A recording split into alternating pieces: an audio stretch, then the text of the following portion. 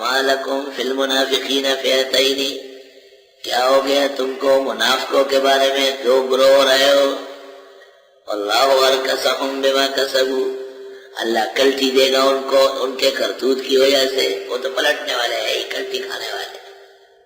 اتریدون ان تہدوا من اضل اللہ، کیا تم چاہتے ہو کہ ہدایت دے ان کو جن کو اللہ نے ہدایت نہیں دی؟ اللہ تعالیٰ پر چڑھائی کرنا چاہتے ہو کیا؟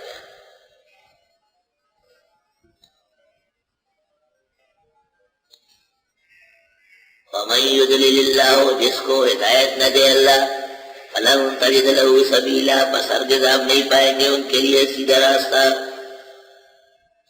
وَدُّوا، یہ منافق چاہتے ہیں، لَوْ تَكْفُرُونَ، اگر تم کفر کر لو، کما کفروا، جیسے خود وہ کافر ہیں۔ یہ لوگ بھی یہی چاہتے ہیں کہ سب صحابہ کے اوپر لاکھ تان قرآن کریم کے ساتھ بے اعتمادی ہو۔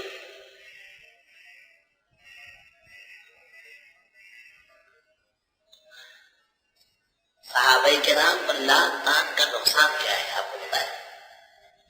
اس کا نقصان ایک ایسا نقصان بتاتا ہوں جس کا کی طرف آپ کا ذہن نہیں جائے گا۔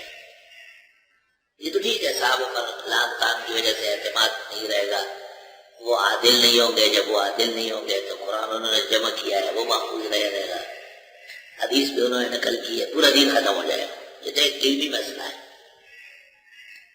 فائدہ بعد الوقوع کے طور پر یاد رکھو، جس سرزمین پر صحابہ کے ہجو اور مذمت ہو اس سرزمین پر مسلمانوں کی جان محفوظ نہیں ہو، یہ قاعدہ ہے۔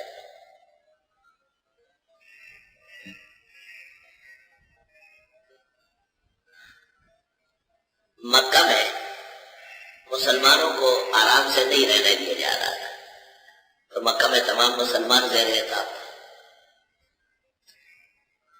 ودو، یہ منافق چاہتے ہیں، لو تکفرون، کاش کہ تم بھی کفر کر لو، کما کفروا، جیسے وہ کافر ہو چکے، فتکونون سوا، بس ہو جاؤ گے جیسے۔ چنانچہ مولانا مودودی نے جو کتابیں لکھی خلافت و ملوکیت، جس میں حضرت عثمان اور حضرت معاویہ پر ناحق اعتراضات ہیں، تفہیمات جس میں انبیاء کی عصمت پر حملہ ہے، احیاء تجدید دین جس میں بزرگان دین و مجددین پر ناروا حملہ ہے، یہ کتابیں اس مقصد کے لیے لکھی گئی تھی تاکہ سیاسی پلیٹ فارم پر جماعت اسلامی کو شیعہ ووٹ دیں۔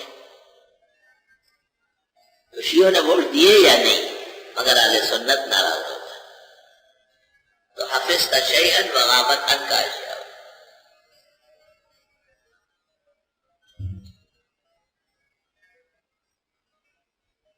لا الہ الا اللہ۔ مولانا منظور جنوٹی نے مولانا مودودی سے خود جا کے ملاقات کی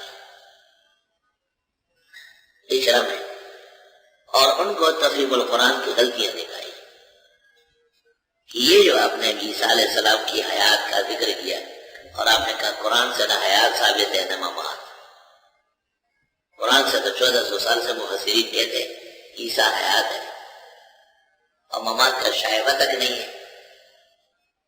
جب ہر طرح سمجھا دیا گیا اور مولانا کو سمجھ آ گیا تو انہوں نے کہا میں ابھی تبدیلی نہیں کر سکتا آپ کی بات ماننے کے باوجود، کیونکہ انتخابات قریب ہیں۔ مولانا نے پوچھا کہ کیا یہ امکان ہے کہ اس طرح لکھنے سے مرزائی آپ کو ووٹ دے؟